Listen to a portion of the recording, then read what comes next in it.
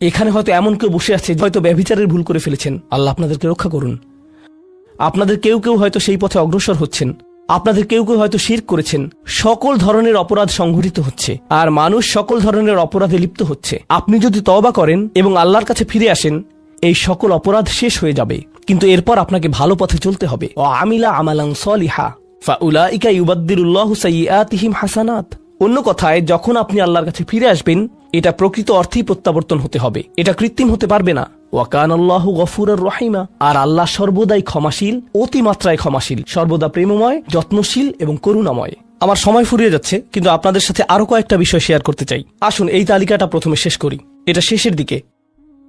কেউ বলতে পারে যে আমি শিরক করিনি, আমি হত্যা করিনি, আমি জিনাও করিনি, আমি শুধু ছোট বিষয়গুলো করেছি। যেমন আমি ফজরের নামাজ পড়িনি, একদিন ফ্রিজ থেকে আমার ভাইয়ের চকলেট মিল্ক চুরি করে খেয়েছি, বেশ কয়েকবার বাবার সাথে চড়া মেজাজে কথা বলেছি, আরেকদিন একটা পার্টিতে কিছুটা গীবত করে ফেলেছি।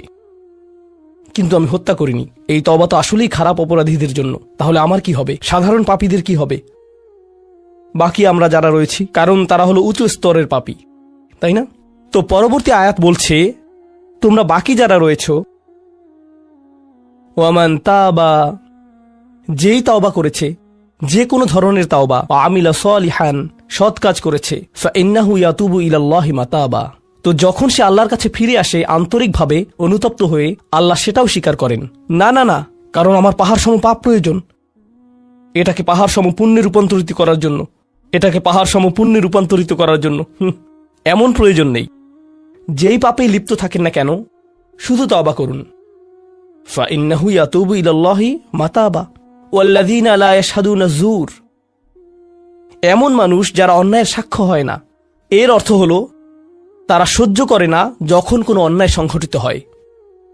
এই মানুষগুলো আল্লাহর কাছে মর্যাদা সম্পন্ন, কারণ তাদের পরিসরে কেউ যখন মানসিকভাবে নির্যাতনের শিকার হয়, কেউ যখন অর্থনৈতিকভাবে নির্যাতনের শিকার হয়, তাদের পরিবারে ধরুন দুই ভাই মিলে কোনো ব্যবসা করে আর তাদের একজন সকল অর্থ আত্মসাৎ করে অন্যজনকে বঞ্চিত করে, যার ফলে আদালতে গিয়ে এখন একে অপরের বিরুদ্ধে অবতীর্ণ। সেখানে আপনার হয়তো কোনো এক পক্ষের সাথে সম্পর্ক রয়েছে, আপনি নিশ্চুপ দাঁড়িয়ে থেকে অন্যায় হতে দিবেন না। আপনি এটা হতে দিবেন না। যদি এটা আপনার নিজের বাবার বিরুদ্ধেও যায়, যদি এটা আপনার স্বামী স্ত্রী বা সন্তানদের বিরুদ্ধেও যায়, আপনি অলসভাবে দাঁড়িয়ে থেকে অন্যায়কে সহ্য করবেন না, আপনি প্রতিবাদ করবেন। কমপক্ষে এর নীরব অংশীদার হবেন না, আপনি সে স্থান ত্যাগ করবেন।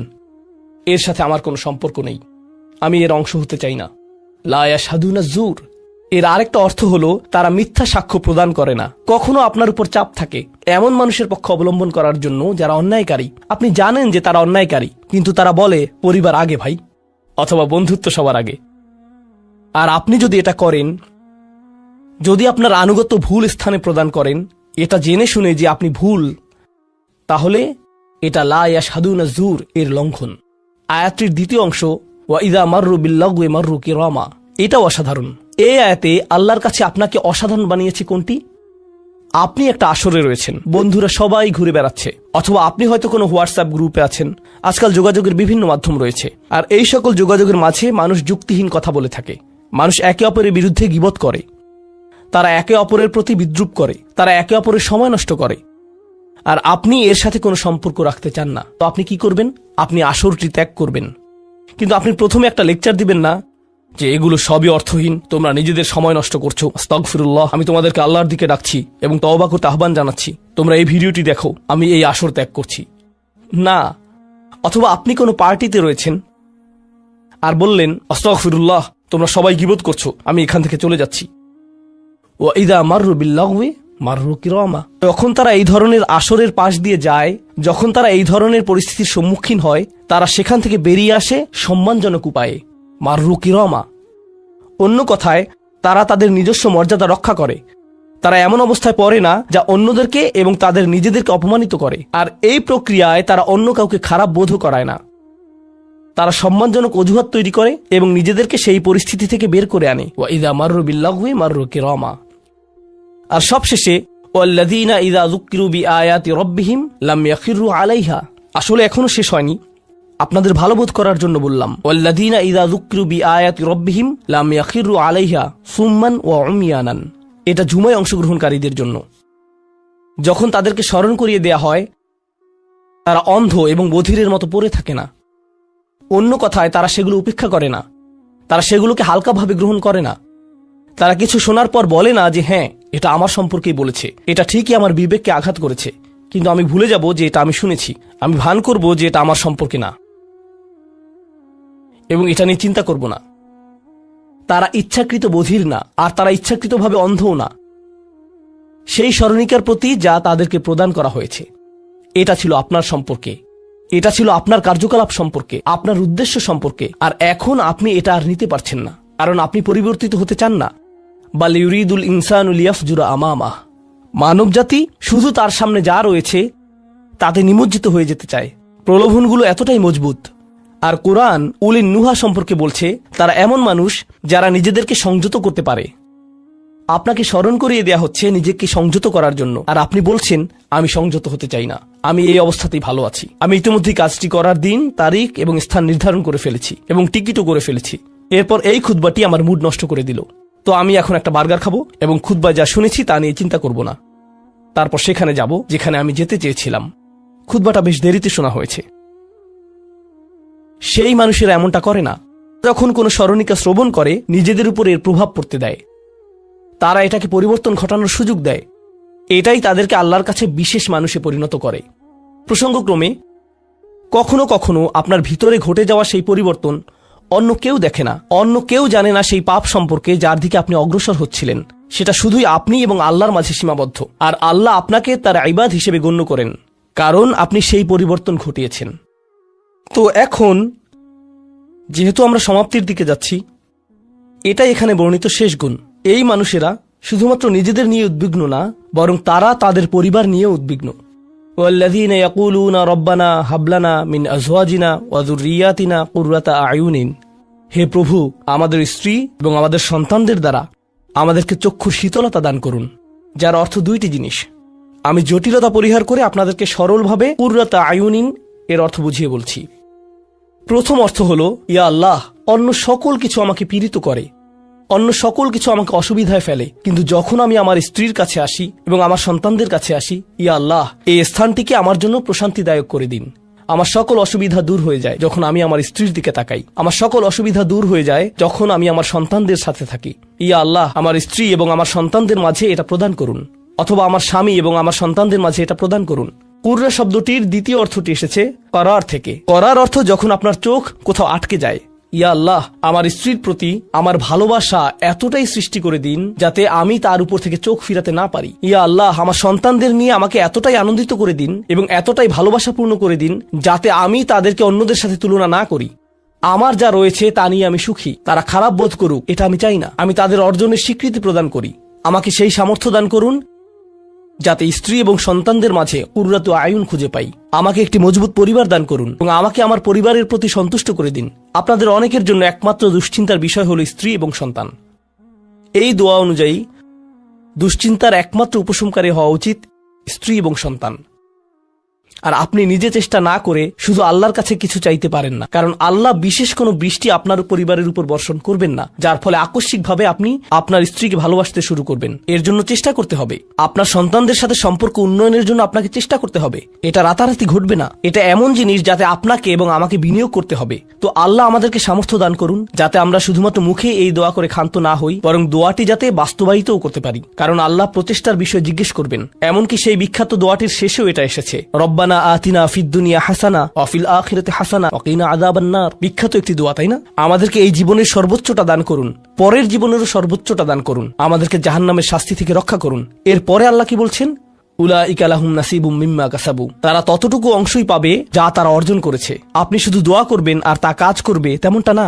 আপনাকে অর্জন করতে হবে, আপনার চেষ্টাকে কাজে লাগাতে হবে। তো আপনি যখন আপনার পরিবার নিয়ে উদ্বিগ্ন থাকবেন, তখনই আপনি পরিবারে প্রশান্তি প্রদানের জন্য আল্লাহর কাছে চাইবেন। আর প্রসঙ্গক্রমে এটা দিয়ে কি বোঝায়? যে সকল স্বামীরা যারা লন্ডন শহরে রাত 2টা-3টা পর্যন্ত সীসা বারে সময় কাটান, কিন্তু বাড়িতে তাদের স্ত্রীদের কাছে যান না, কারণ তারা তাদের স্ত্রীদের মাঝে কোনো প্রশান্তি খুঁজে পান না। আর তাদের স্ত্রীরা তারাও তাদের স্বামীদের মাঝে কোনো প্রশান্তি খুঁজে পান না। যখন তারা বলবেন, না ভাই, আমাকে বাড়ি যেতে হবে, তখন তারা আল্লাহর কাছে বিশেষ মর্যাদা সম্পন্ন হয়ে উঠবেন। যখন তারা সন্তানদের সাথে সময় ব্যয় করবেন, সন্তানদের থেকে তাদের চোখ সরে যায় না। আর যেহেতু আপনার চোখ তাদের থেকে সরছে না, এর অর্থ আপনি আসলে তাদের সাথে রয়েছেন, এর অর্থ আপনি আসলে সন্তানদের সাথে সময় ব্যয় করছেন এবং সেটা উপভোগ করছেন। এই বিষয়টি আপনাকে আল্লাহর কাছে বিশেষ মর্যাদা সম্পন্ন করে তুলেছে। তাদের জন্যই উলাইকা ইউজজাউনাল গুরফাতা বিমা সাবারু। আর আমাদেরকে মুত্তাকিনদের নেতা হিসেবে কবুল করুন, সৎকর্মশীলদের নেতা হিসেবে কবুল করুন। আমাদের সন্তানদেরকে ভালো সৎকর্মশীল জীবন দান করুন, যার ফলে যখন আমি আপনার সম্মুখে দাঁড়াবো, ইয়া আল্লাহ, আমার পরিবারের সদস্যদের কাজের কারণে আমার সৎকর্মের পরিমাণ শুধু বৃদ্ধিই পাবে। এখন এই সব কিছুর পরে উলাইকা ইউজজাউনাল গুরফাতা বিমা সাবারু, এই মানুষদেরকে প্রদান করা হবে সুউচ্চ প্রাসাদ, তারা যে ধৈর্য প্রদর্শন করেছে তার প্রতিদান স্বরূপ। লক্ষ্য করুন, এখানে আল্লাহ বলছেন তারা যে ধৈর্য প্রদর্শন করেছে তার প্রতিদান স্বরূপ। আপনি যদি এই তালিকার প্রথমে যান, যারা তাদের জিহ্বা সংযত করে, যখন মূর্খ লোকেরা তাদের সাথে কথা বলে তারা বিনয়ী, তারা জিহ্বা সংযত করে, যারা আল্লাহ ছাড়া অন্য কারো ইবাদত করে না, যারা আল্লাহর ইবাদত করে রাতের গভীরে। এই তালিকাটি যা আমরা আলোচনা করলাম, তাদের প্রত্যেকেরই প্রয়োজন অধ্যাবসায়, মজবুতি, দৃঢ়তা এবং প্রতিজ্ঞা। আর সবর শব্দটি দিয়ে এটাই বোঝায়। এই মানুষগুলো পুরস্কৃত হবেন তারা যে দৃঢ় প্রতিজ্ঞা দেখিয়েছেন তার জন্য। তারা এর জন্য প্রতিজ্ঞাবদ্ধ ছিলেন। ওয়ায়ুলাক্কাউনা ফিহা তাহিয়াতান ওয়া সালামা, তাদেরকে সেখানে অভ্যর্থনা করা হবে অভিবাদন ও সালাম সহকারে। আল্লাহ তাদের জন্য অভিবাদন প্রেরণ করবেন। আল্লাহ শুধুমাত্র তাদেরকে ভালোবাসবেন না, বরং তিনি তাদেরকে এখন সম্মানিতও করছেন। এরা হলেন আল্লাহ কর্তৃক বিশেষ পুরস্কার প্রাপ্ত। খালিদিনা ফিহা হাসুনাত মুস্তাকাররা ওয়া মুকামা, তারা অবিশ্বাস্য সেই সম্মানের মাঝে এবং সেই সুউচ্চ প্রাসাদের মাঝে চিরকাল থাকবেন। কি চমৎকার স্থান, স্বল্পকালীন এবং চিরকালীন অবস্থানের জন্য। তো আল্লাহ এটাকে জাহান্নামের সাথে তুলনা করেছেন, তাই না? জাহান্নামীরা বলবে, আমি এখানে স্বল্পকালের জন্যও থাকতে চাই না, চিরকালের জন্যও থাকতে চাই না। আল্লাহ বলেছেন, জান্নাতের স্বাদ যদি তুমি সামান্য পরিমাণেও পাও, তুমি এটা আকাঙ্ক্ষা করবে, তুমি এটা চিরকালের জন্য চাইবে। আল্লাহ আমাদের সকলকে চিরকালের জন্য জান্নাতে প্রবেশ করান। আমরা সর্বশেষ আয়াতে এসেছি। আমি জানি যে আমি অতিরিক্ত সময় নিয়েছি, প্রশ্ন উত্তরের জন্য আপনাদের কিছুটা সময় আমার দেওয়া উচিত। আমার আর 4-5 মিনিট প্রয়োজন। শেষের এই আয়াতটি গভীর তাৎপর্যপূর্ণ। এই সূরাটির শেষ আয়াত, এটা এই অনুচ্ছেদটিরও শেষ আয়াত। এই তালিকা যা আপনাকে বিশেষ মর্যাদা সম্পন্ন করবে তার সাথে এর কোনো সম্পর্ক নেই। আয়াতটি কুরাইশ এবং গোটা মানব জাতিকে উদ্দেশ্য করে বলা হয়েছে, আর রাসূলকে বলা হলো যে কিভাবে সৃষ্টিকর্তার নৈকট্য অর্জন করা যাবে। এই তালিকা যেহেতু এখন প্রদান করা হলো, তাহলে আর সমস্যা কোথায়? কুল মা ইয়াবাউ বিকুম রাব্বি লাউলা দুআউকুম ফাকাদ কাযযাবতুম ফাসাউফা ইয়াকুনু লিজামা। এই আয়াতটিকে ব্যাখ্যা করার বেশ কয়েকটি দৃষ্টিভঙ্গি রয়েছে। আমি সরলভাবে এর কয়েকটি আপনাদের সাথে শেয়ার করতে চাই। সময় স্বল্পতার কারণে আমি ভাষাতাত্ত্বিক আলোচনায় যাব না। আমি শুধু অন্তর্নিহিত অর্থগুলোর সহজ বাংলা বর্ণনা করব। আল্লাহ একদিকে বলছেন, আল্লাহর সম্মুখে তোমাদের কি গুরুত্ব আছে, আল্লাহর সামনে তোমাদের কি মূল্য আছে, তোমরা কি মনে করো, তোমরা যখন আল্লাহর সামনে উপস্থিত হবে কি মূল্য তোমাদের থাকবে। মানবজাতি হিসেবে তোমাদের একটা মর্যাদা দেয়া হয়েছে যা অন্য কাউকে দেয়া হয়নি। দুআউকুম, তোমরা নিজেদের ইচ্ছায় আল্লাহকে ডাকতে পারো। আল্লাহকে ডাকতে হলে তোমাদের নিজস্ব ইচ্ছা শক্তিকে প্রয়োগ করতে হয়। পাহাড়, গাছ, পাখি, তাদের কোনো নিজস্ব ইচ্ছা নেই, তারা আল্লাহকে ডাকতে বাধ্য। ওয়া ইম মিন শাইইন ইল্লা ইউসাব্বিহু বিহামদিহি ওয়ালাকিন লা তাফকাহুনা তাসবিহাহুম। তোমরা আল্লাহর কাছে মূল্যবান যদি একটি জিনিস না থাকে, আর তা হলো তোমাদেরকে বাছাই করা হয়েছে তাকে ডাকার জন্য, কিন্তু তোমরা সেই দায়িত্বকে পরিত্যাগ করেছো। ফাকাদ কাযযাবতুম, আল্লাহকে ডাকার এই আমন্ত্রণকে তোমরা মিথ্যা সাব্যস্ত করেছো। ফাসাউফা ইয়াকুনু লিজামা, এই শাস্তি তোমাদেরকে পরিত্যাগ করবে না। এটা হবে এমন জিনিস যা থেকে তোমরা মুক্ত হতে পারবে না। এটা প্রথম অর্থ। আয়াতটির আরেকটি অর্থ হলো, আল্লাহ কাফেরদের এবং যারা সকল ধরনের পাপ কাজ করে তাদেরকে বলছেন, আমার কাছে তোমাদের কোনো মূল্য নেই। আর তোমাদের এখনো টিকে থাকার একমাত্র কারণ হলো তোমাদের মধ্যে কিছু মানুষ রয়েছে যারা এখনো আমাকে ডাকে। পৃথিবীর বুকে এখনো কিছু ইমানদার রয়েছে যারা এখনো আল্লাহর উদ্দেশ্যে ক্ষমা প্রার্থনা করে, আর তারাই একমাত্র কারণ যে জন্য তোমরা এখনো বেঁচে আছো। আয়াতের তৃতীয় অর্থটি কাফেরদের উদ্দেশ্যে এবং এমন মুসলিমদের উদ্দেশ্যে যারা আল্লাহ থেকে অনেক দূরে রয়েছে, তাদের জন্য এটা প্রযোজ্য। আল্লাহ বলেছেন, তোমাদের কি মূল্য রয়েছে আমার কাছে? তোমরা নামাজ পড়ো না, তোমরা আনুগত্য করো না, তোমরা হালাল উপার্জন করো না, তোমরা সকল আদেশ লঙ্ঘন করো, কিন্তু কোনো কারণে মরিয়া হয়ে যদি তুমি আমাকে ডাকো, তারপরও আমি তোমাকে যথাযোগ্য মূল্যায়ন করব। এখনো তোমাকে সুযোগ দিয়ে যাচ্ছি, লাউলা দুআউকুম, কিন্তু মোটের উপর তুমি এখনো এই সকল কিছুকে মূল্যহীন বিবেচনা করছো। তুমি স্বীকার করছো না যে আমি তোমাকে যা কিছু দিয়েছি এবং যা কিছু করতে বলেছি তা আসলে তোমার কাছে অর্থবহ। তুমি এই সকল কিছুকে মূল্যহীন এবং মিথ্যা বিবেচনা করছো। তোমার এই স্বভাব পরিবর্তন করো, কারণ শীঘ্রই এটা স্থায়ীভাবে লেগে থাকা শাস্তিতে পরিণত হবে। আল্লাহ এটা বলেননি যে তোমাকে শাস্তি দেয়া হবে, বরং তিনি বলেছেন শীঘ্রই তোমাকে শাস্তি দেয়া হবে, শীঘ্রই তুমি এটা থেকে আর মুক্ত হতে পারবে না। অর্থাৎ তোমার জন্য এখনো সুযোগ রয়েছে, বদলে যাও। আয়াতটির আরেকটা অর্থ হলো, হে কুরাইশরা, যদি আল্লাহ তোমাদেরকে কোরআনের মাধ্যমে আহ্বান না করতেন তাহলে অন্য কোন জিনিস তোমাদেরকে মূল্যবান সাব্যস্ত করত? আল্লাহ তোমাদেরকে এই কিতাবটি দিয়ে সম্মানিত করেছেন, আর সর্বোপরি আল্লাহ আপনাকে এবং আমাকে এই কোরআন দিয়ে সম্মানিত করেছেন। তারপরেও তোমরা এটাকে সম্পূর্ণরূপে অগ্রাহ্য করছো। তোমরা এই কিতাবের কোনো মূল্যায়ন করছো না, আল্লাহর এই বাণীকে মূল্যায়ন করছো না। এখনো সময় আছে, নিজেকে সংশোধন করো এবং আল্লাহ তার কথা বলার জন্য যে তোমাদেরকে বেছে নিয়েছেন তার গুরুত্ব অনুধাবন করো। আয়াতটির সর্বশেষ অর্থ, আল্লাহ তোমাদেরকে শাস্তি দেওয়া পছন্দ করেন না। আয়াতাংশটির ভাষাতাত্ত্বিক একটি অর্থ হলো, তোমাদেরকে শাস্তি দেওয়ার জন্য আল্লাহ আগ্রহী নন। তার কোনো উদ্দেশ্য এবং আকাঙ্ক্ষা নেই তোমাদেরকে শাস্তি দেওয়ার। কিন্তু আল্লাহ ছাড়া অন্য কাউকে ডাকার যে অপরাধ তোমরা সংঘটিত করেছ তা এতই বড় যে এর জন্য শাস্তি দিতেই হবে। অন্য কথায় আল্লাহ আপনাকে শাস্তি দিচ্ছেন যদিও তিনি চান না। মা ইয়াফআলুল্লাহু বিআযাবিকুম, তোমাদেরকে শাস্তি দিয়ে আল্লাহর কোনো প্রাপ্তি নেই। আপনাকে শাস্তি দিয়ে আল্লাহর কি পাওয়ার আছে? আল্লাহ এখানে বলছেন, আমি তোমাদেরকে শাস্তি দিতে চাই না, কিন্তু তোমাদের অপরাধগুলো অনেক বড় আর শীঘ্রই এই শাস্তি স্থায়ী হয়ে যাবে। এই মুহূর্তে এগুলো অস্থায়ী, তোমরা এগুলো মুছে ফেলতে পারো। তাই এখনো ফিরে আসো, আল্লাহর দিকে ফিরে আসো। আমাদেরকে এই সকল সুযোগ দেবার পর শুধুমাত্র তার কাছে ফিরে আসাই না, বরং তার নৈকট্য লাভের সুযোগ দেওয়ার পর সবশেষে তিনি বলছেন, কেন তোমরা শাস্তি পেতে চাও? আমি তো তোমাদেরকে শাস্তি দিতে চাই না, তোমরা শুধু ফিরে আসো। আল্লাহ সহজ করে দিন যাতে আমরা এই বিষয়গুলোকে হৃদয়ের গভীর থেকে অনুধাবন করতে পারি এবং তিনি আমাদেরকে তাদের অন্তর্ভুক্ত করুন যাদের প্রভাবে চারপাশের পথভ্রষ্ট মানুষদের এবং চারপাশের আল্লাহর অবাধ্য মানুষদের হৃদয়ও কোমল হয়ে যায় এবং তারাও আল্লাহর কাছে প্রত্যাবর্তন করে। বারাকাল্লাহু লি ওয়া লাকুম ফিল কুরআনিল হাকিম ওয়া নাফা'নি ওয়া ইয়্যাকুম বিল আয়াতি ওয়া যিকরিল হাকিম। এই আয়াতটি ভালোভাবে বুঝতে হলে আমাদেরকে আরো দুইটি বিষয় জেনে নিতে হবে। প্রথমটি হচ্ছে ইবাদা। আমি এই ব্যাপারে খুব সংক্ষেপে বলবো, কেননা এই সম্পর্কে অন্যান্য জায়গায় অনেকবার বলেছি। এখানে সংক্ষেপে আগেরগুলোই মনে করিয়ে দিচ্ছি। ইবাদতের ভেতরের বিষয়গুলো বুঝতে হলে আমাদেরকে যেই ধারণাগুলো পরিষ্কার রাখতে হবে, ইবনে তাইমিয়া এই ব্যাপারে 5টি বিষয়ের কথা উল্লেখ করেছেন। আমি মনে করি এটি একটি চমৎকার সংজ্ঞা। আল্লাহর বান্দা হতে হলে, আল্লাহর গোলাম হতে হলে আপনাকে 5টি শর্ত পূরণ করতে হবে আল্লাহর দাসত্ব কবুল করতে। ইতাআত, দাসত্ব পুরোপুরি মেনে নিতে হবে। যদি এমন হয় যে আপনাকে আল্লাহর দাসত্ব মেনে নিতে হচ্ছে, সাথে অন্য কোনো কিছুর দাসত্ব মেনে নিতে হচ্ছে, তাহলে আল্লাহর দাসত্ব আপনাকে প্রথমে কবুল করতে হবে। আপনি আল্লাহর সৃষ্ট কোনো কিছুর কথা মেনে নিতে পারবেন যদি আপনি একই সাথে আল্লাহর দাসত্ব মেনে নেন। অন্যভাবে বললে, আপনি যদি আল্লাহর কোনো সৃষ্টির কথা মেনে নেন কিন্তু একই সময় আল্লাহর অবাধ্যতা করেন, তাহলে আপনি আর আল্লাহর বান্দা হিসেবে গণ্য হবেন না, কারণ আপনি ইতোমধ্যে শিরক করে ফেলেছেন। লা তাআতা লিমাখলুকিন ফি মাসিয়াতিল খালক। স্রষ্টার অবাধ্যতা হয় এমন কোন ক্ষেত্রে সৃষ্টির আনুগত্য করা হয় না, এটা হতে পারে না। গোলাম হিসেবে এটা করা যাবে না। তো প্রথম বিষয়টি হচ্ছে ইতাআত। দ্বিতীয় বিষয়টি হচ্ছে ভালোবাসা, হুব। আমাদের অন্য সকল কিছু থেকে বেশি আল্লাহকে ভালোবাসতে হবে। ওয়াল্লাযীনা আমানু আশাদ্দু হুব্বাল লিল্লাহ, যারা বিশ্বাস করে তারা আল্লাহর ভালোবাসায় দৃঢ়। একই সূরাতে আল্লাহ বলেন, ওয়ামিনান নাসি মান ইয়াত্তাখিযু মিন দুনিল্লাহি আনদাদাও ওয়া ইউহিব্বুনাহুম কাহুব্বুল্লাহ। মানুষের মধ্যে এমন রয়েছে যারা আল্লাহর সমকক্ষ দাঁড় করায়। তারা তাদের এমন ভাবে ভালোবাসে যেভাবে আল্লাহকে ভালোবাসে, কিন্তু যারা বিশ্বাস করে তারা আল্লাহর ভালোবাসায় দৃঢ় থাকে। অন্যভাবে বললে, আমাদের ভালোবাসা আছে আমাদের পিতামাতার প্রতি, ভাই বন্ধু, সন্তান সন্ততি, জীবন সঙ্গী, ধন সম্পদ ইত্যাদি সকল কিছুর প্রতি, কিন্তু এগুলো কোনোটাই আল্লাহর ভালোবাসার ঊর্ধ্বে নয়। সকল ভালোবাসাই থাকে আল্লাহর প্রতি ভালোবাসার অধীন। আর আল্লাহকে ভালোবাসার পর আসে তার বার্তাবাহকের প্রতি ভালোবাসা, সাল্লাল্লাহু আলাইহি ওয়াসাল্লাম। দ্বিতীয় বিষয়টি ছিল ভালোবাসা। তো এখন পর্যন্ত আমরা দুইটি বিষয় নিয়ে আলোচনা করেছি, দাসত্ব স্বীকার ও ভালোবাসার প্রকাশ। তৃতীয়টি হচ্ছে তাওয়াক্কুল। সৃষ্টিকর্তার উপর আমাদের ভরসা রাখতে হবে। নিজেকে যখন আমি তার দাস হিসেবে স্বীকার করে নিয়েছি এবং তাকে যখন স্রষ্টা হিসেবে কবুল করে নিয়েছি, তখন তিনি যাই আদেশ নির্দেশ আমার প্রতি করুক না কেন, ভরসা রাখতে হবে যে সে সকলগুলো অবশ্যই আমার জন্য উত্তম।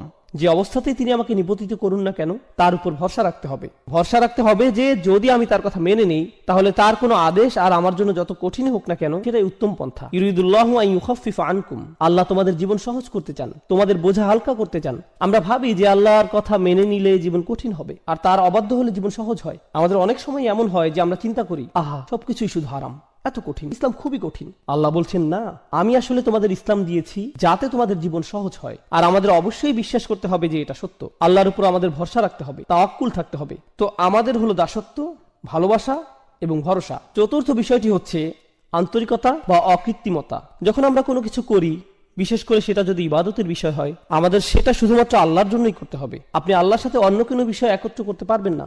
যেমন ধরুন, আপনি মসজিদে দান করবেন, যদি সাথে এমন চিন্তাও রাখেন যে একটু নামও হবে আর হ্যাঁ দানও হবে, এভাবে নিয়ত মিশ্রণ ঘটাতে পারবেন না। সেটা আলাদা যে দান করলে হয়তো আপনার কিছুটা নামও হবে, কিন্তু মনে যদি আগে থেকে খ্যাতির লোভ থাকে তাহলে আপনার দান বৃথা। আপনার লক্ষ্য শুধুমাত্র আল্লাহর জন্য হতে হবে। আল্লাহ তার জন্য করা নিয়তে অন্য কারো অংশগ্রহণ করা পছন্দ করেন না, বিন্দু পরিমাণও না। আর তিনি আমাদের থেকে যা চান, ইন্না সলাতি ওয়া নুসুকি ওয়া মাহইয়ায়া ওয়া মামাতি লিল্লাহি রব্বিল আলামিন, এই আন্তরিকতার ব্যাপারে আগের সূরাতে আলোচনা হয়েছে। ফাসাল্লি লিরাব্বিক, তোমার রবের প্রতি আন্তরিকতার সাথে সালাত আদায় করো। আল্লাহর জন্য কোনো কিছু করার ক্ষেত্রে আমাদের নিয়তকে পরিশুদ্ধ করতে হবে। মাঝে মাঝে ধরুন, এটা যদিও একটু বাইরের আলোচনা কিন্তু গুরুত্বপূর্ণ, আমরা বিভিন্নভাবে দিনের জন্য কাজ করি। কেউ হয়তো মসজিদে সরাসরি সেবাদান করে, কেউ হয়তো মসজিদ কমিটিতে কাজ করে, কেউ হয়তো দাওয়াতি কাজ সম্পন্ন করে, কেউ ইসলামী স্কুল পরিচালনা করে, অথবা কেউ ইসলামিক ওয়েবসাইট চালাতে সহায়তা করে। যেটাই হোক, যেভাবেই হোক, আমরা দিনের জন্য করি কোনো না কোনো উপায়। কাজের শুরুতে আমাদের নিয়ত শুধু আল্লাহর জন্যই থাকে, কিন্তু সময় পার হলে আমাদের মনে বিভিন্ন চিন্তার উদ্রেক হয়। আমরা বলি, মানুষ আমার কথাই শুনছে, আমার এখানে প্রধান হওয়া উচিত, আর আমাদের আমিত্ব বোধ জাগ্রত হয়। মানুষদের অবশ্যই আমার কাজের স্বীকৃতি দিতে হবে।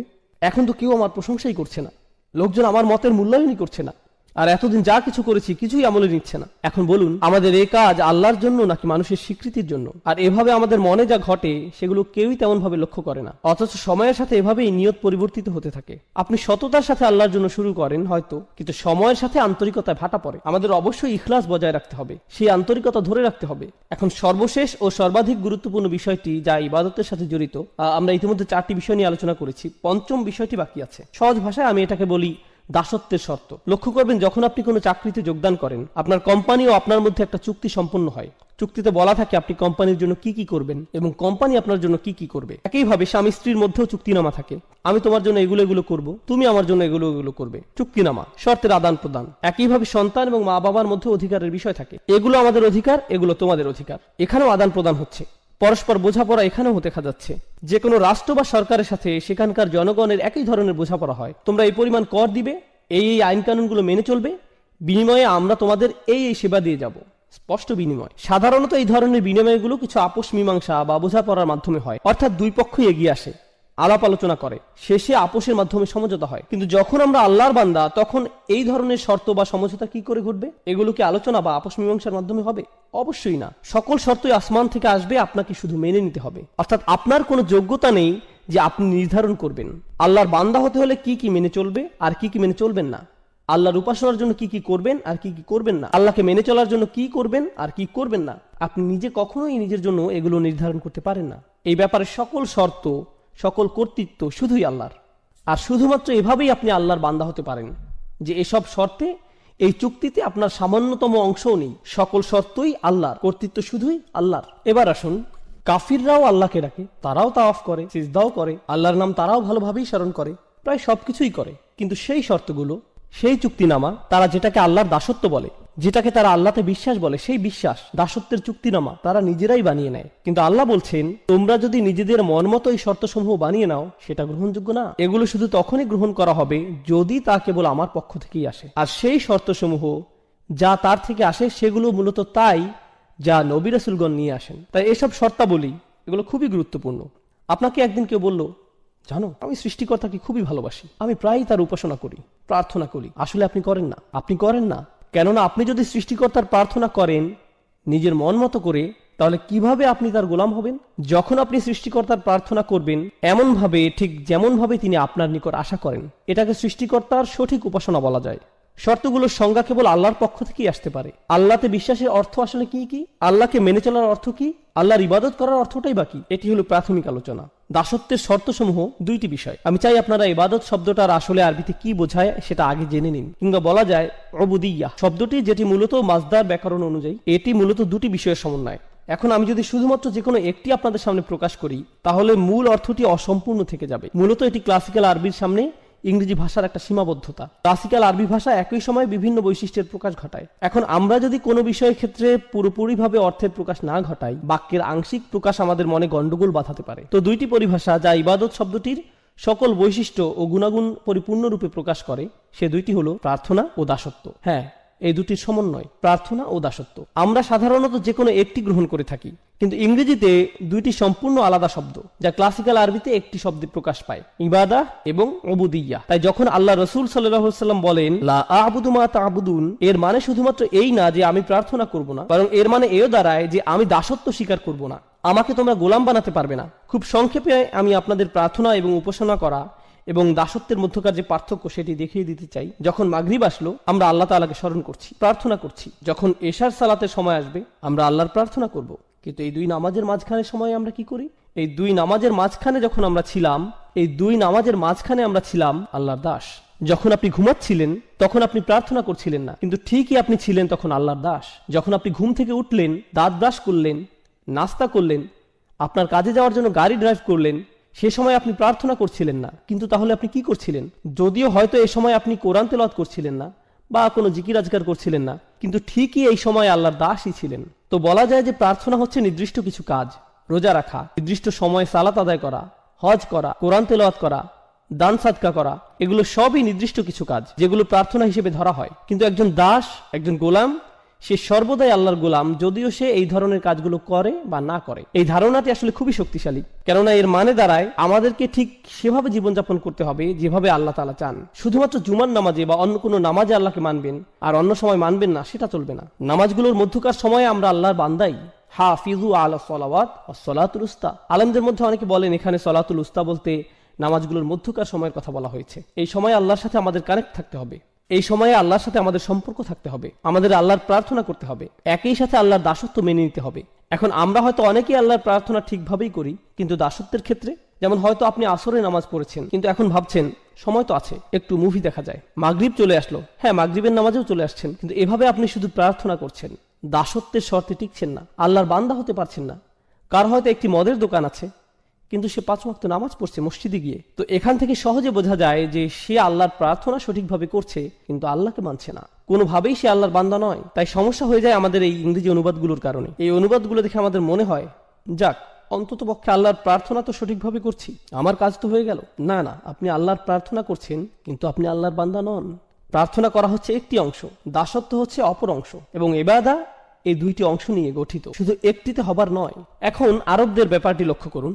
আরবদের দুটি সমস্যা ছিল। প্রথমটি হচ্ছে তারা আল্লাহর প্রার্থনায় বিমুখ ছিল, তবে এর চাইতে বড় সমস্যা তারা আল্লাহর দাসত্ব মেনে নিতে রাজি ছিল না। এই সূরাটি এই দুইটি সমস্যা নিয়ে আলোচনা করছে। আমাদের এই সমস্যা দুটি স্পষ্টভাবে চিহ্নিত করে নিতে হবে। যখন তারা আল্লাহর সামনে মাথা নত করতে এবং অন্য সকল উপাস্য থেকে মুখ ফিরিয়ে নিতে অস্বীকার করে, তখন সেটা তাদের কোন সমস্যা? প্রার্থনাগত সমস্যা নাকি দাসত্বের সমস্যা? অবশ্যই এটি তাদের প্রার্থনাগত একটি সমস্যা। কিন্তু যখন তারা ইয়াতিমদের দূরে ঠেলে দেয়, যখন তারা নারী শিশুদের হত্যা করতে বিরত থাকে না, যখন তারা গরিব দুঃখীদের দিকে ফিরেও তাকায় না, যখন তারা ন্যায় বিচার থেকে নিজেদের দূরে সরিয়ে নেয়, যখন তারা বিনা অপরাধে মানুষ হত্যা করে, যখন তারা কৃতদাসদের উপর অমানবিক অত্যাচার করে, তখন তারা আসলে কিসের সাক্ষ্যদান করে? তারা মূলত আল্লাহর দাসত্বকে প্রত্যাখ্যান করে। আল্লাহর বান্দার ন্যায় জীবনযাপন তারা কোনো আগ্রহ দেখায় না।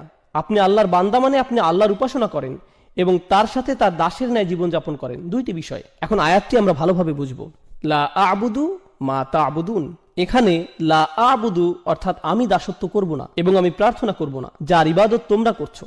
আমাদের বুঝতে হবে এই আয়াতে আল্লাহ রসুলকে বলা হয়েছে কাফিররা কিসের প্রার্থনা করত আর তারা কার দাসত্ব করত সে ব্যাপারে কথা বলতে। তো তারা কিসের প্রার্থনা করত এবং তারা কার দাস ছিল বলে মনে করেন? তারা বিভিন্ন মূর্তির, নিজেদের বানানো মেয়েকে ঈশ্বরের উপাসনা করত এবং তারা নিজেদের লোভ লালসার দাস ছিল।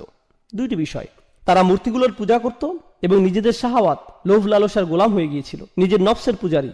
আল্লাহ রসুল তাদেরকে বলছেন আমি তোমাদের এসব মূর্তি প্রার্থনাকে প্রত্যাখ্যান করি এবং নিজের নফসের দাসত্বকেও অগ্রাহ্য করি। এই দুইটা বিষয়কেই আমি প্রত্যাখ্যান করলাম, আমি কখনো এগুলো মেনে নিব না। এই কাফিরদের চিন্তা ছিল অনেক দিন ধরে এই ঝামেলা চলছে, প্রায় 1 দশক হয়ে যাচ্ছে, আর তো ভালো লাগছে না ব্যাপারটা, কিছু একটা করা উচিত। মক্কার পরিবেশও কেমন থমথমে, মুসলিম আর কাফিরদের মধ্যে এই মারামারি কাটাকাটি আর সহ্য করা যায় না, চলো কিছুটা ছাড় দিয়ে দেখি। তাদের চিন্তা ছিল যে সমাজে এখন কিছুটা শান্তি ঐক্যের প্রয়োজন, এতে করে মক্কার পরিবেশ কিছুটা শিথিল হবে, আমাদের ভবিষ্যতের জন্য ভালো হবে। লা আ'বুদু, বেশিরভাগ ব্যাকরণবিদের মত অনুযায়ী এই আয়াতে মুদারিতে লা শব্দটির কারণে বর্তমানের চাইতে ভবিষ্যতের কথা এখানে অধিক বোঝানো হয়েছে। অর্থাৎ রাসূলুল্লাহ বলছেন তোমরা আশা করে কোনো লাভ নেই, আমি কখনোই তোমাদের আশা অনুযায়ী কাজ করব না।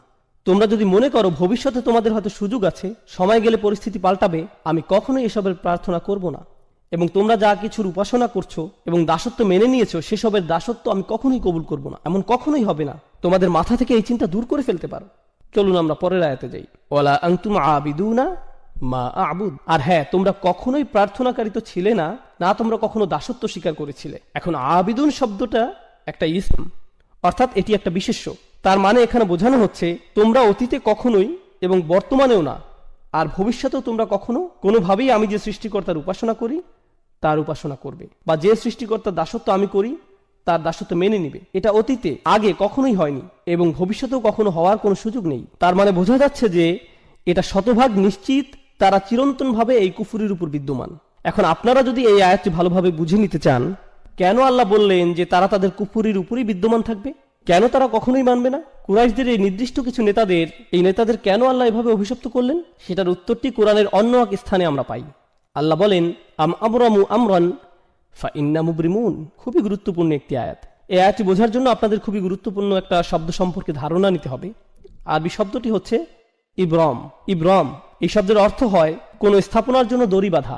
আপনারা নিশ্চয়ই জানেন আগেরকার দিনে আমাদের কাছে সিমেন্ট ছিল না, সিমেন্ট বলতে কিছুই ছিল না। তো এখন আপনার কাছে 2 টুকরো কাঠ আছে, আপনি সেগুলো কিভাবে জোড়া লাগাবেন?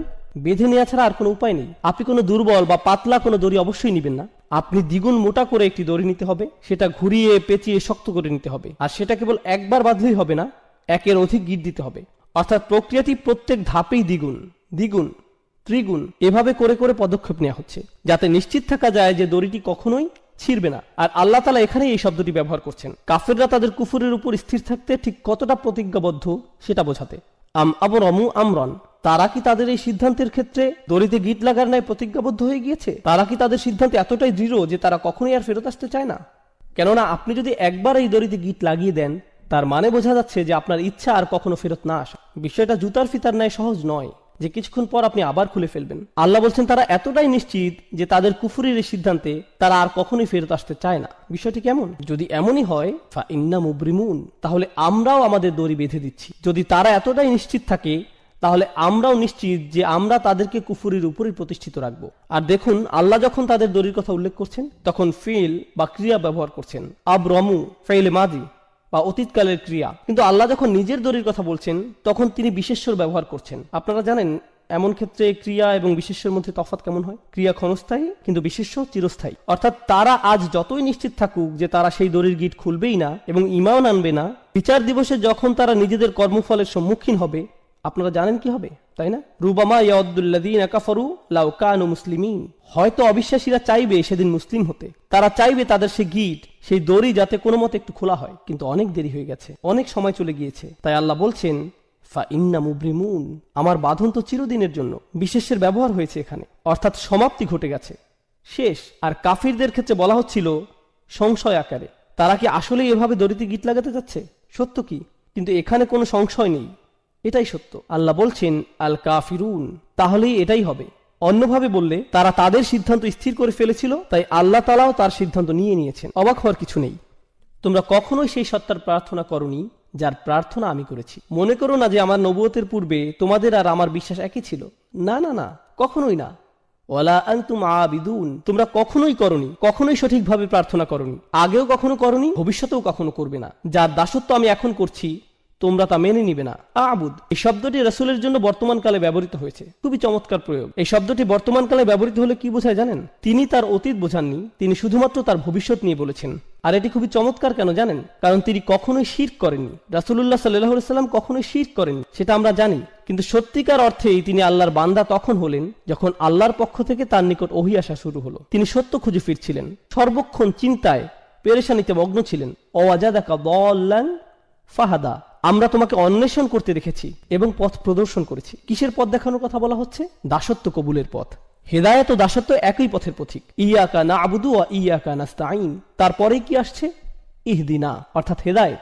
তো রাসূল সাল্লাল্লাহু আলাইহি সাল্লাম বলছেন, এখন আমি সত্যিকার অর্থে দাসত্ব খুঁজে পেয়েছি। তবে তার মানে এই না যে তোমরা মনে করবে পূর্বে আমি তোমাদের ধর্মবিশ্বাসী ছিলাম।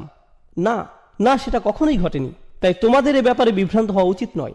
আর এখানে খুবই শক্তিশালী শিক্ষা যেটা পাওয়া যায় সেটা হচ্ছে, যদি তোমরা জানো যে আমি কখনোই তোমাদের বিশ্বাস গ্রহণ করব না এবং আমিও জানি যে তোমরা আমার বিশ্বাস কখনো গ্রহণ করবে না, তার মানে এখান থেকে সহজেই বোঝা যায় যে আমাদের রাস্তা ভিন্ন। তাই বলা যায় এই দুইটি আয়াত এখানে ভবিষ্যৎ নিয়ে আলোচনা করছে।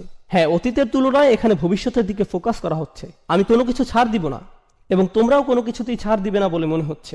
আল্লাহর উপাসনা তোমরা করবে না এবং তার দাসত্ব তোমরা মানবে না। ওয়ালা আনা আবিদুম মা আবাদতুম। এখন আমরা অতীতে ফিরে যাচ্ছি। আগের দুইটি আয়াত ছিল ভবিষ্যতের জন্য, এখনকার দুটি আয়াত অতীতের জন্য। ওয়ালা আনা আবিদুন, আমি কোনো প্রার্থনাকারী নই, অর্থাৎ আমি কখনোই দাসত্ব স্বীকার করিনি। মা আবাদতুম, যার উপাসনা তোমরা করছো। ভেবো না যে তোমাদের প্রভুই আমার প্রভু, আর এভাবে ভেবো না যে আমার প্রভু তোমাদের প্রভু। এমনকি আমি পূর্বেও যে প্রভুর প্রার্থনা করতাম সেটাও তোমাদের প্রভু ছিল না। ওহী লাভের পূর্বেও আমি তোমাদের প্রভুর প্রার্থনা করিনি। সে সময় যেসব বিষয়ের মূল্য ছিল না আমার কাছে, তোমরা আশা করছো যে এখন নবুয়তের পরে, ওহী আগমনের পর আমি সেই বিষয়টির মূল্যায়ন করব। তোমরা চাও যে এখন আমি কিছুটা ছাড় দেই। অতীতেও যেখানে আমি কখনো শিরক করিনি, সেখানে এখন ওহী আসার পর এটা তো অসম্ভব। তো এখানে কোনো সুযোগ নেই যে আমি কিছুটা ছাড় দিই। ওয়ালা আনা আবিদুম মা আবাদতুম, যেটার উপাসনা তোমরা করছো সেটা তো আমি প্রথম থেকেই করিনি। এখন এটিকে অতীতের সাথে মিলিয়ে নিন। ওয়ালা আনতুম আবিদুনা মা আবুদ। এখন এখানে কিছু বিষয় আমাদেরকে স্পষ্ট করে নিতে হবে। পূর্বে রিপিটেশনের কথা আমরা বলেছিলাম। প্রথম ওয়ালা আনতুম আবিদুনা মা আবুদ ছিল ভবিষ্যতের জন্য, কিন্তু দ্বিতীয়বার যখন বলা হলো এটি অতীতের জন্য। একটি ছিল এক বিষয়ে ছাড় দেওয়ার জন্য এবং অপরটি অপর বিষয়ে ছাড় দেওয়ার জন্য। এই আয়াতটি পুনরায় আসার কারণ আমরা ইতিমধ্যে বুঝে নিয়েছি। তৃতীয় আরেকটি উপায় যেভাবে আয়াতটির পুনরাবৃত্তির কারণ বোঝা যায়, যখন আপনি কোথাও যান আর কারো বিরুদ্ধে শত্রুতা পোষণ করেন, আপনি তখন খুবই কঠিন ভাষা ব্যবহার করেন আর কারোর সাথে কঠোর আচরণের জন্য একই ধরনের কিছু কথা বারবার বলার প্রয়োজন হয়। ঘৃণা করি, আমি তোমাকে ঘৃণা করি, মেরে ফেলবো, আমি তোমাকে মেরে ফেলবো, একই কথা পুনরায় বলে আপনি কি বোঝাতে চাচ্ছেন? এখান থেকে আপনার রাগান্বিত অবস্থায় স্পষ্ট হয়। এখান থেকে বোঝা যায়, শুনেছো আমার কথা, বুঝেছো, আমি কোথাও যাচ্ছি না, আজ শেষ করেই ছাড়বো। এভাবে পুনঃ পুনঃ বলা এটি রাসূলের বলার ভঙ্গি। আল্লাহ রাসূলকে শিখিয়ে দিচ্ছেন যে তাদের বুঝিয়ে দাও, ভালোভাবে আলোচনা করে নাও, তারা সঠিক অর্থে যেন বুঝে নেয়। যদি তারা প্রথমবার না বুঝে তাদেরকে আবার বলো। এটি মূলত খুবই কঠিনভাবে বলার একটি মাধ্যম। ওয়ালা আনতুম আবিদুনা মা আবুদ। এখন এখানে মা শব্দটি খুবই গুরুত্বপূর্ণ। আল্লাহ এখানে বলেননি ওয়ালা আনতুম আবিদুনা মান আবুদ, আর তুমি তার উপাসনা করো না যার উপাসনা আমি করি। আয়াতে বলেননি আমি যার উপাসনা করি, বরং বলেছেন আমি যেসবের উপাসনা করি। কিন্তু মা শব্দটি আমরা জানি প্রাণীবাচক শব্দের ক্ষেত্রে ব্যবহৃত হয় না, এটি ব্যবহৃত হয় অপ্রাণীবাচক শব্দের ক্ষেত্রে। মান শব্দের ব্যবহার হয়ে থাকে প্রাণীবাচক শব্দের ক্ষেত্রে। তাই এই বর্ণনা কিছুটা বিভ্রান্তির সৃষ্টি করে। কিভাবে আমি যার উপাসনা করি বলার পরিবর্তে আমি যেসবের উপাসনা করি বলা সম্ভব? এখন আমি উপাসনা বা প্রার্থনা শব্দটি সাধারণ অর্থে ব্যবহার করছি। আপনারা এখন উপাসনা ও দাসত্ব আলাদাভাবে কোনটা কি বোঝায় জানেন, কিন্তু আমি এখানে সাধারণ অর্থে ব্যবহার করছি। আল্লাহ তার রাসূলকে আমি যার প্রার্থনা করি বলতে না বলে দুইবার আমি যেসবের প্রার্থনা করি বলতে বললেন। এখানে এই মা শব্দটি, যেটি দ্বারা আয়াতে যেসবের অর্থ করা হয়েছে, এটি আরবি ব্যাকরণ অনুযায়ী মা মাসদারিয়া হতে পারে। একভাবে চিন্তা করলে এরূপ ধরা যায়। তাহলে অর্থ হবে যে প্রার্থনা আমি করি। মা আবুদের অর্থ হয় ইবাদাতি আবুদু, অর্থাৎ আমি যেমন প্রার্থনা করি তেমন তোমরা কখনোই করবে না। মা শব্দটি দ্বারা এক হিসাবে এমনটাই বোঝাচ্ছে, যে ধরনের যে প্রকৃতির উপাসনা আমি সৃষ্টিকর্তার করি তোমরা তা কখনোই করবে না। সৃষ্টিকর্তার একজন দাস হওয়া, প্রার্থনাকারী হওয়া, এটি আমার নিকট যে অর্থ বহন করে তা তোমাদের নিকট কখনোই একই অর্থ বহন করে না। তোমাদের আর আমার চিন্তাভাবনা সম্পূর্ণ ভিন্ন। মা শব্দটির এটি একটি ব্যাখ্যা। দ্বিতীয় যে ব্যাখ্যা মা শব্দটির করা যায়, যদি এটাকে ইসমে তাজ্জুব মৌসুলা, কি অসাধারণ সৃষ্টিকর্তার উপাসনা আমি করি আর কি জঘন্য মিথ্যাচারের উপাসনা তোমরা করো। যখন মা বা কি শব্দটি আল্লাহর ক্ষেত্রে ব্যবহার করছেন, দুটি বিষয় হতে পারে। বিষয়টি সহজ করে বোঝাতে চলুন আমরা কে এবং কি এর মধ্যকার পার্থক্যটা দেখি। যখন আপনি কে দ্বারা কোনো প্রশ্ন করছেন, আপনি বিশেষ কোনো ব্যক্তির খোঁজ করছেন। আর যখন আপনি কি দ্বারা কোনো প্রশ্ন করছেন, আপনি বিশেষ কোনো গুণ বা বৈশিষ্ট্যের খোঁজ করছেন। যখন আপনি জিজ্ঞেস করেন এই ব্যক্তিটি কে, পাশের কেউ জবাব দেয় সে আব্দুল করিম, এ শরীফ ও আহমদ। কিন্তু যখন আপনি জিজ্ঞেস করেন এই ব্যক্তিটি কি, সে একজন অ্যাকাউন্টেন্ট, একজন ডাক্তার, সে একজন ভালো মানুষ ইত্যাদি। ঠিক, অর্থাৎ যখন আপনি বলছেন কে, ও হ্যাঁ অ্যাকাউন্টেন্টরা ভালো মানুষ নাও হতে পারে, আমি আসলে জানি না, যাই হোক, কে দ্বারা যখন আপনি প্রশ্ন করছেন তখন কোনো ব্যক্তিকে খুঁজছেন। আর কি দ্বারা প্রশ্ন করলে তার গুণ খোঁজা হচ্ছে। বুঝতে পারছেন নিশ্চয়ই? যখন মা দ্বারা প্রশ্ন করা হয় তখন কিসের সম্পর্কে জিজ্ঞেস করা হচ্ছে বলুন? ব্যক্তি নাকি বৈশিষ্ট্য? হ্যাঁ, অবশ্যই বৈশিষ্ট্যের ব্যাপারে। কত অসাধারণ সৃষ্টিকর্তার প্রার্থনা আমি করি, যার উপাসনা আমি করি, তিনি সত্য, তিনি সত্য স্রষ্টা, অর্থাৎ স্রষ্টার বৈশিষ্ট্যের দিকে ইঙ্গিত করা হয়েছে। আর যখন মা শব্দটি তাদের জন্য ব্যবহৃত হচ্ছে, ওয়ালা আনা আবিদু মা আবাদতুম, মা আবাদতুম, কি জঘন্য মিথ্যার অনুসরণ তোমরা করছো। দেখো তোমরা যাদের অনুসরণ করছো তাদের প্রকৃতি একটু দেখো, আর আমি যারা অনুসরণ করছি তার প্রকৃতি একটু দেখো। মা শব্দটি এখানে এই কাজই করছে। দারুণ। ওয়ালা আনা আবিদুম মা আবাদতুম ওয়ালা আনতুম আবিদুনা মা আবুদ। তোমরা কি ভাবছো যে আমি যেই অসাধারণ আল্লাহর ইবাদত করি তোমরাও সেই একই আল্লাহর ইবাদত করো? তোমরা আসলেই ভাবো যে তোমাদের সৃষ্টিকর্তাকে আমার আল্লাহর সাথে মিলাতে পারবে? কখনোই না। আর তোমরা কি ভাবো যে আমি আমার সর্বশক্তিমান আল্লাহর জন্য যা করি, তার সামনে যেভাবে দাসত্ব কবুল করি, তা তোমাদের ওই তুচ্ছ বানানো স্রষ্টাদের জন্য করব? কখনোই না। আর এই বর্ণনাগুলোতে দুইটি পক্ষের ব্যবধান অসীম পর্যায়ে বৃদ্ধি করা হয়েছে মা শব্দটির ব্যবহারের মাধ্যমে। সেই মা হিয়া, স্রষ্টার সেই প্রকৃতি যার প্রার্থনা আল্লাহ রসুল করেন। আল্লাহ আসলে কে, আল্লাহ আসলে কি, সুবহানাহু ওয়া তাআলা। মা শব্দটি দ্বারা এসবই আলোকপাত করা হয়েছে। তাই বলা যায় এটি শুধু মা মাসদারিয়া নয়, এটি মা তাআজ্জুব, খুবই শক্তিশালী একটি বিষয় যার ব্যবহার এই আয়াতে হয়েছে। এখন আমরা একেবারে শেষ আয়াতটিতে যাচ্ছি। এখানে আমরা অবিশ্বাস্য ধরনের চমৎকার একটি বিষয় জানতে পারবো ইনশাআল্লাহ। লাকুম দীনুকুম ওয়ালিয়া দীন। সম্ভবত এটি আমাদের সময় কোরআনের সবচাইতে ভুলভাবে ব্যাখ্যাকৃত আয়াতগুলোর মধ্যে একটি। সাধারণভাবে আয়াতের অর্থ করা হয় তোমাদের দিন তোমাদের থাকুক, আমার দিন আমার। প্রথমে এখানে লাকুম শব্দটি আগে ব্যবহৃত হয়েছে ইখতিসাস, অর্থাৎ জার ওয়া মাজরুর মুকদ্দম। আল্লাহ বলেননি দীনুকুম লাকুম ওয়া দীনি লি, তিনি বলছেন লাকুম দীনুকুম ওয়ালিয়া দীন, তোমাদের ধর্ম শুধুই তোমাদের জন্য। হ্যাঁ, তা শুধুই তোমাদের, অর্থাৎ সেটা কখনোই আমার জন্য হবে না, আমার হবে না। শুধুই শব্দটি আমি এখানে যথার্থ কারণেই বসিয়েছি, কেননা লাকুম এখানে আগে এসেছে। এটা যদি দিন হুকুমের পরে আসতো তাহলে শুধুই শব্দটা এখানে হতো না। এটা যদি দিন হুকুমের পরে আসতো তাহলে শুধুই শব্দটি এখানে আসতো না। তোমাদের ধর্ম, তোমাদের এই ধর্ম শুধুই তোমাদের জন্য। অলিয়া দিন, আর আমার দিন এই মুহূর্তে তোমাদের ক্ষেত্রে এটিও শুধুই আমার জন্য। অর্থাৎ তোমাদের ও আমার মধ্যে কখনোই আর কোনো কিছুর বিনিময় সম্ভব নয়, বিনিময়ের সময় শেষ। অন্যভাবে বললে আমি এই শহর ছেড়ে যাচ্ছি। এই আয়াতগুলো মূলত রাসূলের হিজরতের পূর্বাভাস, কেননা কোনো জায়গায় যখন দাওয়ার আর কোনো কারণ অবশিষ্ট থাকে না তখন হিজরত অবশ্যম্ভাবী। কারণ রাসূলের মক্কাতে থাকার কারণ একটাই, দাওয়া। কিন্তু রাসূল নিজেই যদি বলেন যে দরজা বন্ধ হয়ে গেছে, তাহলে স্পষ্ট হয়ে যায় যে তিনি নিজের নাগরিকত্ব পরিত্যাগ করছেন, যেমনটা আমরা বললাম। আর হ্যাঁ, যখন রাসূলের পক্ষ থেকে এই ধরনের শব্দ আসছে তখন তাদের ক্রোধ কি আরো বাড়ছে নাকি বাড়ছে না? অবশ্যই বাড়ছে। এই ধরনের শব্দ কোরআনের অন্য জায়গাতেও দেখা যায়। কুল ইয়া কওমি আমালু আলা মাকানাতিকুম, তাদের বলুন আমার জাতির মানুষেরা তোমাদের জায়গা থেকে তোমাদের যা মন চায় করো, তোমাদের অবস্থায় থেকে যা করতে পারো করে ফেলো। ইন্নী আমালু, আমিও কাজ করছি, আমার যা করার আমিও করে যাচ্ছি। দিন শব্দটি আরবিতে এই শব্দটি দাইন শব্দ থেকে আসে। দাইন শব্দের অর্থ ধার বা ঋণ, কোনো কিছু যার নির্দিষ্ট পরিমাণ আপনি কারো কাছ থেকে পান বা যা আপনার থেকে কেউ পায়। দিন শব্দটি আরবিতে শাসনতন্ত্র বা সরকারও বোঝায়, কেননা সরকার সাধারণ মানুষকে তাদের পাওনা দিয়ে থাকে এবং সাধারণ মানুষ থেকে নিজেদের পাওনা নিয়ে থাকে। সূক্ষ্ম বিনিময় যা সরকার ও কোনো দেশের মানুষের মাঝে ঘটে। দিনের জন্য কোনো না কোনো কর্তৃপক্ষ থাকা জরুরি।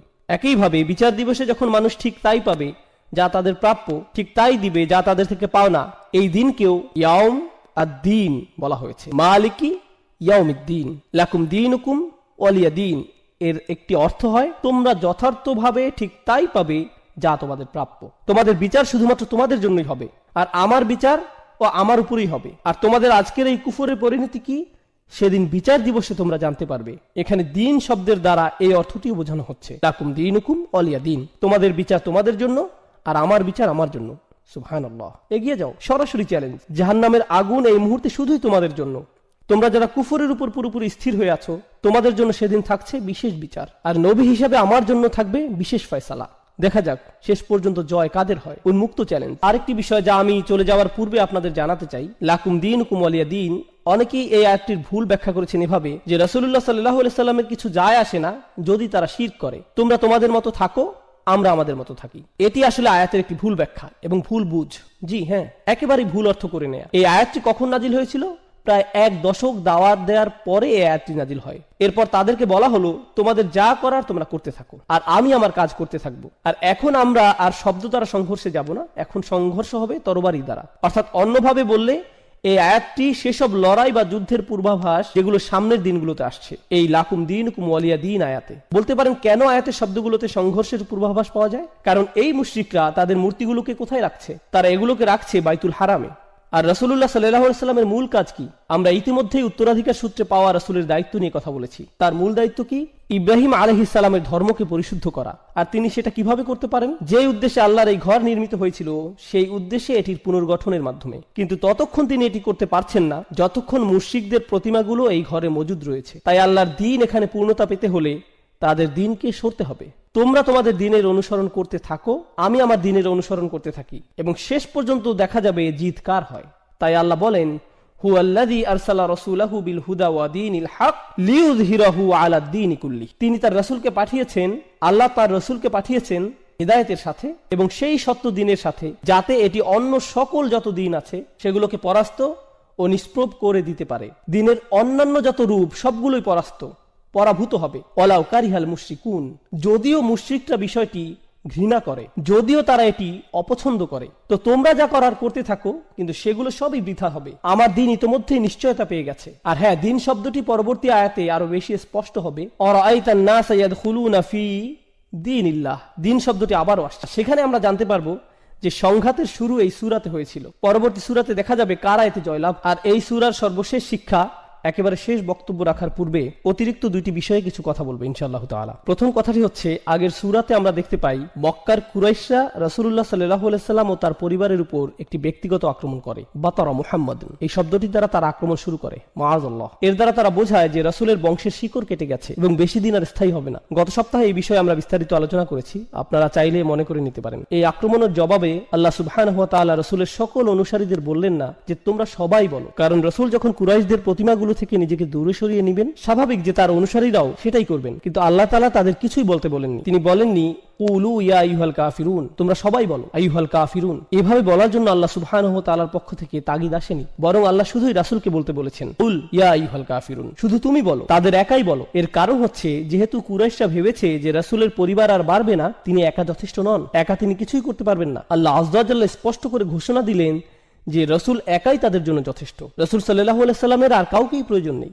এটি কোরআন থেকে একটি বড় শিক্ষা আমাদের জন্য। কেউ কেউ মাঝে মাঝে বলে মুহাম্মদ তার অনুসারীদের ব্যতীত কিছুই করতে পারতো না। মাআযাল্লাহ, খুবই জঘন্য ভাষার ব্যবহার। আমরা মুসলিমরা কখনোই এমনটা বলি না, অমুসলিম ইতিহাসবিদরা বিশেষ করে এমনটা বলে থাকে। মুহাম্মদ তার অনুসারীদের উপর নির্ভর করেছিল, এই ধরনের কথাবার্তা। এখন লক্ষ্য করুন আল্লাহ তাআলা কি বলছেন, ইল্লা তানসুরুহু ফাকাদ নাসারাহুল্লাহ। সূরা তাওবাতে আল্লাহ বলছেন, যদি তোমরা তাকে সাহায্য নাও করো, আল্লাহ তো তাকে ইতিমধ্যেই সাহায্য করে রেখেছেন সাল্লাল্লাহু আলাইহি সাল্লাম। তাই আমাদের দৃষ্টিভঙ্গি কখনো এমন হতে পারে না। আমাদের দৃষ্টিভঙ্গি, চিন্তা ভাবনা হচ্ছে তিনি সরাসরি আল্লাহ তাআলা থেকে সাহায্য পেয়ে থাকেন, আমাদের সাহায্যের তার কোনো প্রয়োজন নেই। আপনারা মনে করতে পারেন হুনাইনের যুদ্ধের কথা, যখন সাহাবীরা হঠাৎ ভীত হয়ে রাসূলুল্লাহ সাল্লাল্লাহু আলাইহি সাল্লাম থেকে দূরে সরে গিয়েছিলেন, তিনি হঠাৎ একা পড়ে গেলেন। চারপাশে তাকে শত্রুরা ঘিরে রেখেছিল। শত্রুপক্ষের তীরন্দাজরা পাহাড়ের উপর থেকে প্রায় তাকে নিশানায় পরিণত করে ফেলেছিল। তিনি বলতে লাগলেন, আনা রাসূলুল্লাহ লা কাযিব, আনা ইবনে আব্দুল মুত্তালিব, আমি আল্লাহর প্রেরিত রাসূল, যা মিথ্যা নয়, আমি আব্দুল মুত্তালিবের নাতি। তিনি একাই সেখানে অবিচল দাঁড়িয়ে থাকলেন, বিন্দুমাত্র পিছপা হননি, অথচ তার সাথে কেউ ছিল না। এটাই হচ্ছে হিম্মত যা আল্লাহ সুবহানাহু ওয়া তাআলা তার রাসূলকে দিয়ে পাঠিয়েছেন এই দুনিয়াতে সাল্লাল্লাহু আলাইহি সাল্লাম। এটা হচ্ছে প্রথম বিষয় যা আমি বলতে যাচ্ছিলাম। দ্বিতীয় বিষয়টি হচ্ছে, আমি ইতিমধ্যে বলেছি আপনাদের যে কুরাইশরা চাচ্ছিল রাসূল তাদের সাথে কিছুটা হলেও আপোষ করুক, কিন্তু আল্লাহ বলছেন যে তাদের রাসূলের সাথে কথাবার্তা বলে লাভ নেই। রাসূল তো শুধু আমার নেয়া সিদ্ধান্ত তাদের জানাচ্ছে, এগুলো সবই আমার আদেশ। তাই সূরাটি শুধু ইয়া আইয়ুহাল কাফিরুন না বলে কুল শব্দ দিয়ে শুরু হচ্ছে, অর্থাৎ রাসূল সরাসরি তোমাদের বলছে না, বরং আমার আদেশে রাসূল তোমাদের বলছে। তাই রাসূলের সাথে আপোষ করে তাদের কোনো লাভ হবে না। এখন এই সূরার শেষে লাকুম দীনুকুম ওয়ালিয়া দীন, দিন শব্দের শেষে যে নুনটি রয়েছে, এটি আসলে দ্বীনই হওয়ার কথা। তোমাদের নিকট তোমাদের দিন থাকুক আর আমার নিকট আমার দিন। আরবি ব্যাকরণ অনুযায়ী ইদফা হওয়ার কারণে এখানে শেষে ইয়া হওয়ার কথা, এক্ষেত্রে যাকে ইয়া মুতাকাল্লিম বলা হয়, কিন্তু অলঙ্করণের স্বার্থে এখানে ইয়া সরিয়ে ফেলা হয়েছে আর শুধুই কাসরা ব্যবহার করা হয়েছে। আপনি যদি মুসহাফ একটু চেক করে দেখেন তাহলে দেখবেন এটি বলছে লাকুম দীনুকুম ওয়ালিয়া দীন, শুধুই কাসরা শেষে আছে, অর্থাৎ ইয়া সরিয়ে ফেলা হয়েছে। আরবিতে এই নিয়মটিকে বলা হয় হাজফ, যেখানে একটি অক্ষরকে সরিয়ে ফেলা হয়। বিভিন্ন কারণে এটি প্রয়োগ হয়ে থাকে, তার মধ্যে একটি কারণ হচ্ছে বিস্ময়ের প্রকাশ, অর্থাৎ যখন আপনি খুবই উত্তেজিত বা আবেগী হয়ে পড়েন তখন দিনই না বলে আপনি শুধু বলেন দিন। একইভাবে আমরা যখন আল্লাহ আযজা ওয়া জাল্লার কাছে প্রগাঢ়ভাবে সাহায্য চাই তখন আমরা রব্বি বলি না, তখন আমরা শুধুই রব বলে থাকি, রব্বিগফিরলি। এখানে রব্বি শব্দকে কেন সংক্ষিপ্ত করা হয়েছে? কারণ আমরা আল্লাহ আযজা ওয়া জাল্লার সামনে মরিয়া হয়ে আবেদন জানাচ্ছি, এটি অন্তর থেকে তার প্রতি নিবেদন। এইখানে এই সূরায় হাসফের ব্যবহার হয়েছে যাতে করে নিজের দিনের ব্যাপারে রাসূলের দাবি স্পষ্ট ও গাঢ় হয়, এটি আমার দিন। আরেকটি কারণ হচ্ছে ইয়া দ্বারা এখানে স্বয়ং রাসূলুল্লাহ সাল্লাল্লাহু আলাইহি সাল্লামকে বোঝানো হতো, কিন্তু হাসফের দ্বারা এই আয়াতে রাসূলের ভূমিকাকে সংক্ষিপ্ত করা হয়েছে আর আল্লাহর ক্ষমতাকে ফোকাসে আনা হয়েছে। প্রথমেই আল্লাহর ভূমিকাকে এই সূরাতে কুল শব্দের দ্বারা বর্ধিত করা হয়েছে, আর শেষে ইয়া হাসফের মাধ্যমে এমন দাঁড়ালো যে আল্লাহ রাসূলকে বলছেন সব শেষে তুমি এক্ষেত্রে নিজের কথা উল্লেখও করতে পারবে না, এসব সিদ্ধান্ত আসলে তোমার দ্বারা হচ্ছে না, এই সিদ্ধান্তের পেছনে তুমি না। সুবহানাল্লাহ, খুবই চমৎকার, প্রবল ও কার্যকর উপসংহার এই সূরার। আর এখন আমি আপনাদের তৃতীয় এবং সবচেয়ে গুরুত্বপূর্ণ বিষয়, যেটি উল্লেখের মাধ্যমে এই বক্তব্য শেষ করব ইনশাআল্লাহ তাআলা। আমি আপনাদের প্রথম থেকেই বলেছি যে কোরআনের শেষ 10টি সূরা শুধুমাত্র রাসূলুল্লাহ সাল্লাল্লাহু আলাইহি সাল্লামের জীবনী বোঝার জন্যই গুরুত্বপূর্ণ নয়, বরং রাসূলের আদর্শের সাথে ইব্রাহিম আলাইহিস সালাতু ওয়াস সালামের আদর্শের সংযোগ বা সম্পর্ক বোঝার জন্যও গুরুত্বপূর্ণ। এখন শুনুন, আমি আপনাদের কোরআনের অন্য একটি জায়গায় নিয়ে যাচ্ছি, একটি বিশাল আয়াত থেকে আমি কেবল গুটি কয়েক শব্দ অনুবাদ করব। কদ কানাত লাকুম উসওয়াতুন হাসানাতুন ফি ইব্রাহিম, তোমাদের জন্য ইতিমধ্যেই ইব্রাহিমের জীবনীতে চমৎকার আদর্শ রয়েছে। ওয়াল্লাযীনা মাআহু, এবং তাদের মধ্যে যারা তার সাথে রয়েছে। ইয ক্বালু লিকওমিহি, যখন তারা তাদের জাতিকে বলল, ইন্না বুরাউ মিনকুম ওয়া মিম্মা তা'বুদুনা মিন দুনিল্লাহ, আমরা পুরোপুরিভাবে তোমাদের সাথে সম্পর্ক ছিন্ন করলাম। এতে কোনো সন্দেহ নেই। শব্দগুলো মনোযোগ দিয়ে শুনুন। তারা বলল, আমরা তোমাদের সাথে সকল সম্পর্ক ছিন্ন করছি এবং আল্লাহকে বাদ দিয়ে তোমরা যাদের যাদের উপাসনা করো সেগুলো যাই হোক না কেন, প্রত্যেকের সাথে আমরা সম্পর্ক ছিন্ন করছি। আমরা তোমাদের সাথে এবং তোমরা যাদের উপাসনা করো তাদের সাথে সম্পর্ক ছিন্ন করলাম। শব্দগুলো কি পরিচিত শোনাচ্ছে? সুবহানাল্লাহ। আর তিনি বলে গেলেন, কাফারনা বিকুম, আমরা তোমাদের প্রত্যাখ্যান করলাম। অন্যভাবে বললে, আমরা তোমাদের বিশ্বাসকে অস্বীকার করলাম, তোমাদের ধর্মকে তাকফির করলাম। ওয়াবাদা বাইনানা ওয়া বাইনাকুমুল আদাওয়াতু ওয়াল বাগদাউ আবাদা, আর এখন আমাদের ও তোমাদের মধ্যে চিরদিনের জন্য প্রতিহিংসা ও ঘৃণার সূত্রপাত হয়ে গেল। হাত্তা তুমিনু বিল্লাহি ওয়াহদা, যতক্ষণ না তোমরা আল্লাহতে বিশ্বাস করছো, যিনি এক ও অদ্বিতীয়। সুবহানাল্লাহ। আয়াতের শেষ অংশে ইব্রাহিম তার পিতার জন্য দোয়া করছেন আলাইহিস সালাম, যার মধ্য দিয়ে আয়াতটি শেষ হয়। কিন্তু আয়াতটির দিকে ভালো করে লক্ষ্য করুন। এটি কি প্রায় সূরাতুল কাফিরুনের অর্থের মতোই নয়? যেভাবে রাসূলুল্লাহ কুরাইশদের সাথে মোকাবেলা করছেন, তিনি তাদের সাথে বিরোধপূর্ণ কথাবার্তার মধ্যেও ইব্রাহিম আলাইহিস সালামের আদর্শের পুনরাবৃত্তি করছেন। শুধুমাত্র ফাসাল্লি লিরাব্বিকা ওয়ানহার এর মধ্যেই নয়। সুবহানাল্লাহ। কত সুন্দরভাবে আল্লাহ তাআলা কোরআনের শিক্ষাগুলোকে সংযুক্ত করেছেন। ওয়া কাযালিকা নুফাসসিলুল আয়াহ, আর এভাবেই আমরা আয়াতগুলোকে ব্যাখ্যা করে থাকি। কত সুন্দরভাবে বিষয়গুলো যুক্ত হয়, ইতিহাস কতই না চমৎকারভাবে মিলে যায়। আর আপনারা সাথে এই বিষয়টি বুঝতে পারবেন। একটু আগে আমি যেটা বললাম, রাসূলুল্লাহকে একাই কথা বলতে হয়েছিল, নিজের সাথে অন্য কাউকে সম্পৃক্ত করার সুযোগ তাকে দেয়া হয়নি। অন্যদিকে ইব্রাহিম আলাইহিস সালামের অল্প কিছু অনুসারী থাকা সত্ত্বেও তাদের নিয়েই কাফিরদের সাথে কথা বলার আদেশ দেওয়া হয়েছে। বৈপরীত্যের দিকে লক্ষ্য করুন, কার অনুসারীর সংখ্যা বেশি? মুহাম্মদুর রাসূলুল্লাহ সাল্লাল্লাহু আলাইহি সাল্লাম। ইব্রাহিম আলাইহিস সালামের অনুসারীর সংখ্যা খুবই কম। আমরা ইতিহাস থেকে এটা ভালোভাবেই জানি। তার অনুসারীদের কথা খুবই কম উল্লেখ করা হয়েছে, এমনকি তাকে একাই উদ্দেশ্য করে উম্মাতান বলা হয়েছে। কিন্তু অল্প যাই তার অনুসারী ছিল, তাদেরকে সঙ্গে নিয়ে তাকে তার জাতির বিরুদ্ধে দাঁড়াতে বলা হয়। কিন্তু অপরদিকে রাসূলুল্লাহ সাল্লাল্লাহু আলাইহি সাল্লামের অনুসারী অনেক বেশি থাকা সত্ত্বেও তাকে বলা হলো, না না না, তুমি একাই তাদের বলো, একাই তাদের কাছে যাও, কারণ তাদের জানা দরকার তোমার ক্ষমতা কতটুকু। তাদের জানা দরকার যে তারা চাইলেই তোমার সাথে এভাবে কথা বলতে পারে না। সাল্লাল্লাহু আলাইহি সাল্লাম। আল্লাহ তাআলা আমাদের কোরআন বোঝার সঠিক সামর্থ্য দান করুন, সঠিক বুঝ দান করুন, আর রাসূলুল্লাহ সাল্লাল্লাহু আলাইহি সাল্লামের প্রতি আমাদের অন্তরে ভালোবাসা দান করুন। বারাকাল্লাহু লি ওয়া লাকুম ফিল কুরআনিল হাকীম ওয়া নাফা'নি ওয়া ইয়্যাকুম বিল আয়াতি ওয়া যিকরিল হাকীম। আসসালামু আলাইকুম ওয়া রাহমাতুল্লাহি ওয়া বারাকাতুহু।